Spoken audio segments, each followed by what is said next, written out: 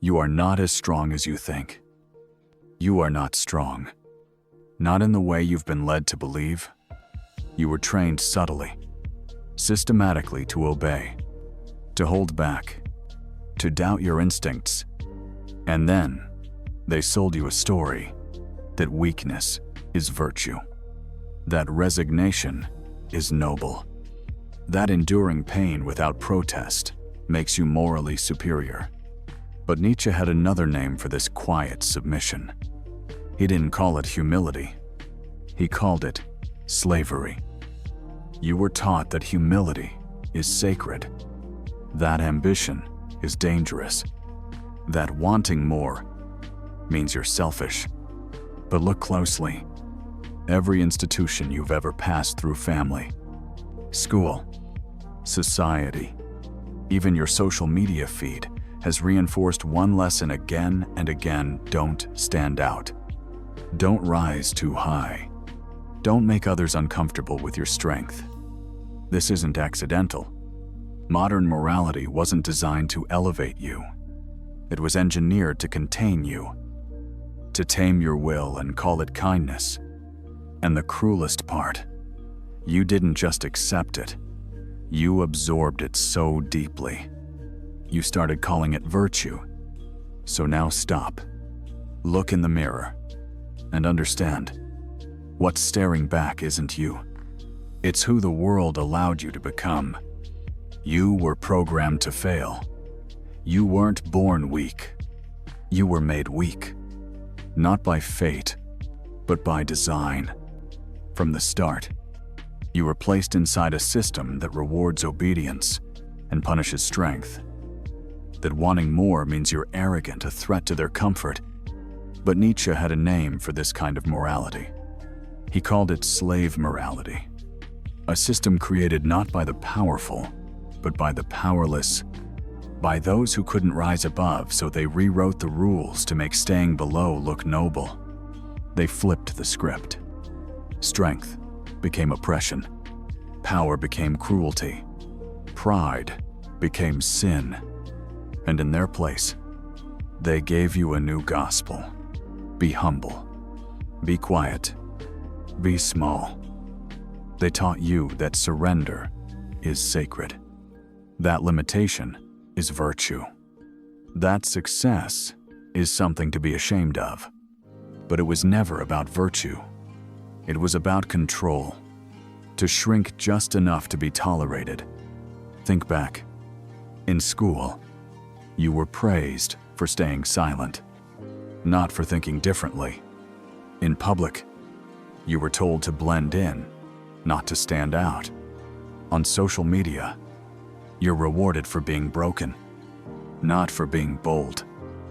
We live in a culture where weakness is no longer a problem, it's a performance. The more fragile you appear, the more applause you get, the more you collapse, the more they call you brave.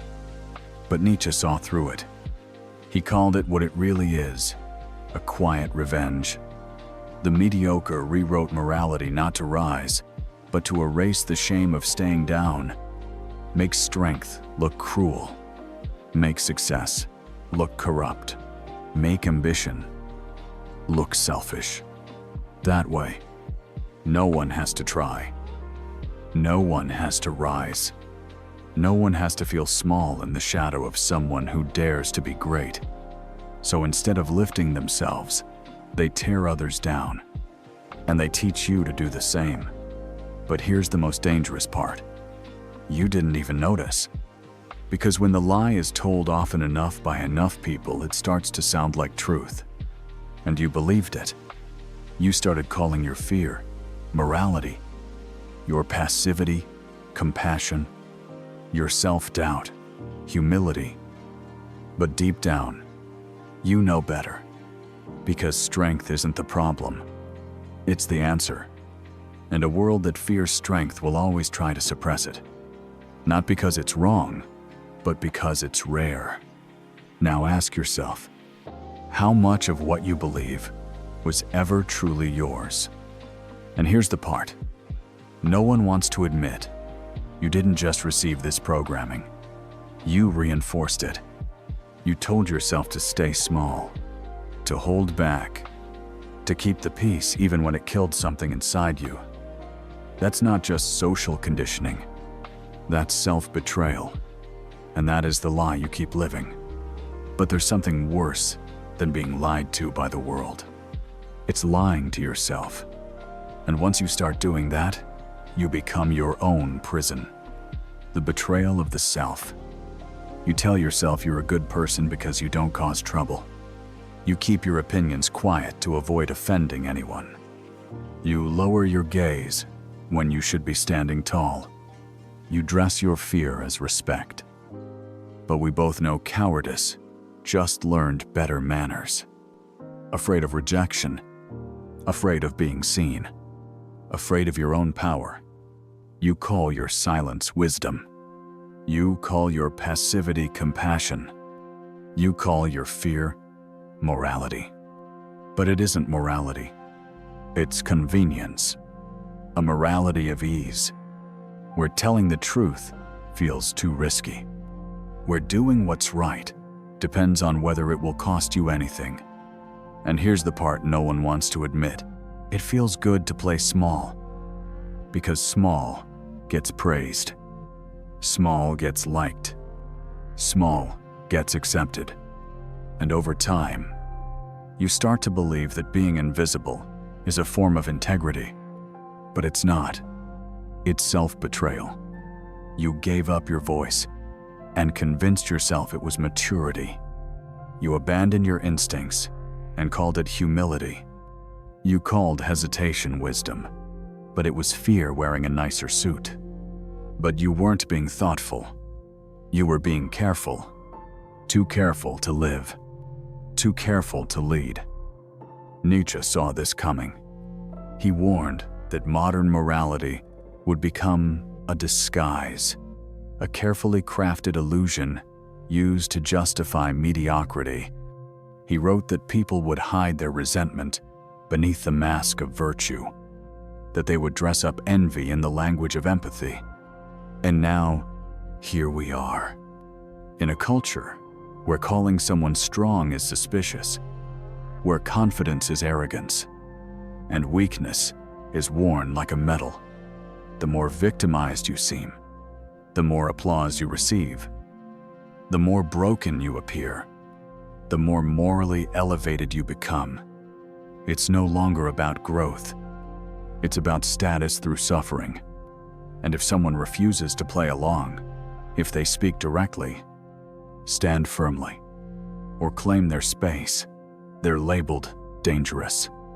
They get canceled, not because they're harmful, but because they remind others of the strength they abandoned. So instead of rising, the masses enforce the code of passivity. They shame the bold, punish the independent, and glorify the broken. But here's the truth. You are not weak because you failed. You are weak because you pretended. You built a moral framework designed not to elevate your soul, but to protect your fear. A system where retreat feels righteous and compliance feels compassionate. But deep down, you know better. You feel the tension every time you stay silent when you want to speak.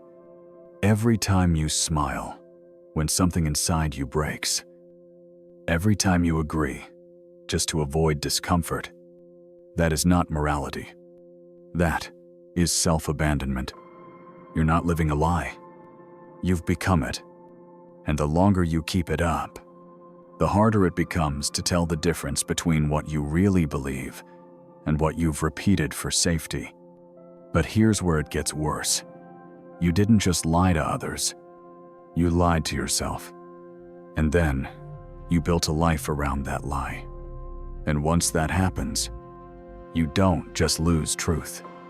You lose yourself. But if lying to yourself is a sin, then becoming numb to who you are is the punishment. And if you want to break free, you'll need something far more painful than truth. You'll need rebirth. Rebirth is never gentle. Real strength has nothing to do with overpowering others. It's not about dominance, not about control, not even about winning. True strength is the ability to face yourself completely, without distortion, without escape, to look in the mirror and not flinch, to see everything: the rage, the envy, the fear, the smallness, and still choose to keep going. That is what Nietzsche meant. He wasn't talking about muscle or bravado. He was talking about the brutal honesty required for inner transformation. Because the hardest war you'll ever fight is the one between who you are and who you pretend to be. Change is not about improvement. It's not about polishing the surface. It's about destruction. To be reborn, you have to be willing to burn. You have to tear down the layers you've spent years building, layers of excuses, justifications, and self-image. And that doesn't feel like growth. It feels like death. You're not upgrading. You're uninstalling. Imagine it like this. You are a soul trying to soar inside a system that was only built to survive. You want clarity, purpose, vision, but you're still using the same emotional code you inherited years ago. The system keeps crashing, not from overload, but from old code that was never yours.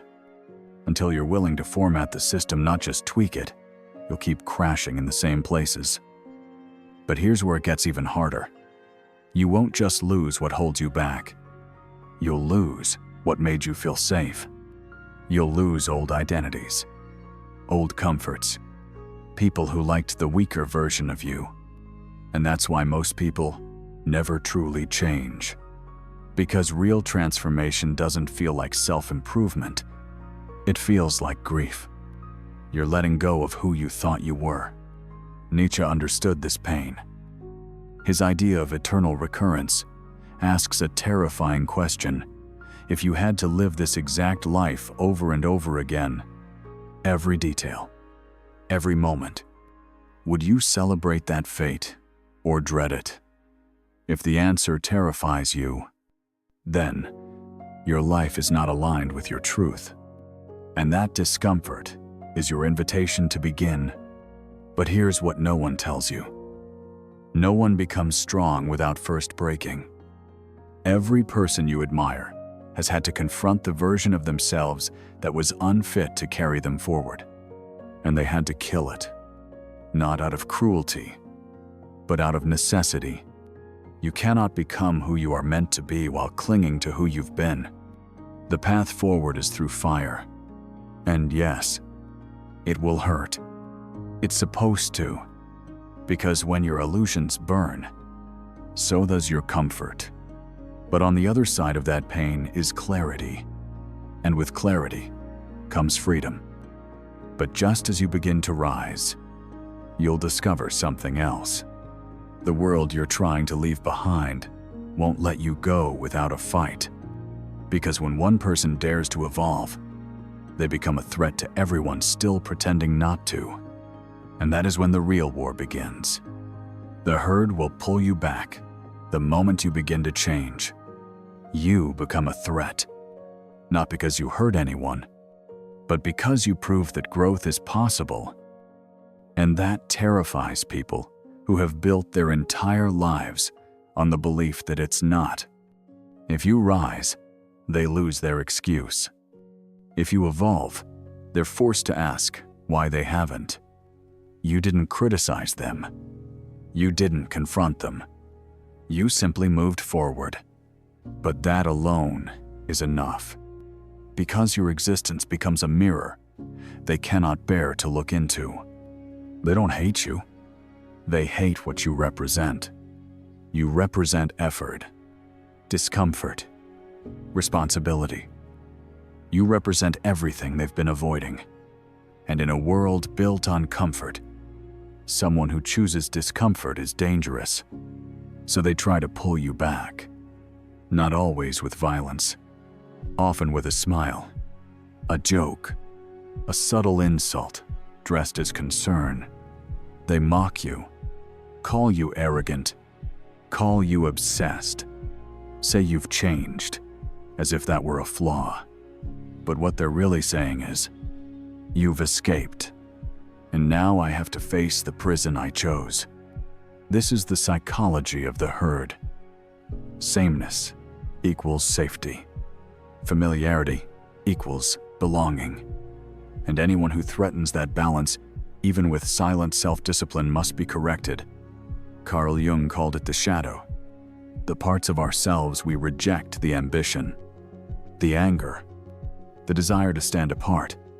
They don't disappear. They go underground.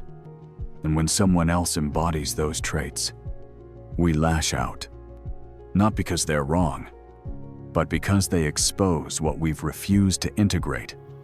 Nietzsche saw this too. He warned that modern morality wasn't built to elevate people, but to neutralize them. It doesn't fear evil. It fears freedom, because a free man cannot be managed. He doesn't beg. He doesn't conform. He doesn't need your approval to become who he is. And so the herd does what it's always done. It isolates the wolf. It surrounds what it cannot tame. And it attacks not with force, but with shame. If you've ever tried to build something bold, you've seen it. You took a risk. You chose discomfort. And instead of support, you got silence, or worse, resistance. They said it was selfish, but it was just unfamiliar to their fear. But let's be clear, it wasn't love that made them try to stop you. It was fear, because if you made it out, they'd have to confront a brutal truth that they always could have. They just didn't want to pay the price. And that truth cuts deeper than any insult. So they'll do everything they can to drag you back, not because they hate you, but because they hate feeling left behind. And they will succeed if you're not prepared. So here is what you must remember. You are not responsible for other people's comfort. Your growth is not a betrayal. Their discomfort is not your burden. Greatness was never meant to be a group project. And when you finally stand alone, when you've left the noise behind, you'll discover a hard truth that most never face. You cannot become who you are without first letting who you were completely die. Become who you are, or die. As who you were, you cannot become who you are meant to be while holding on to who you've been. That is the cost. That is the law. Everything you've built around your current identity, the habits, the labels, the story you keep repeating, must be stripped away. Because the version of you that was designed for survival cannot lead you to greatness. The person you are today was built to fit in, to avoid pain, to stay safe. But the future you, the real you, doesn't live in safety. It lives in truth. And that truth demands sacrifice. Not comfort, not applause, not even understanding. It demands that you kill the convenient illusions you've mistaken for self.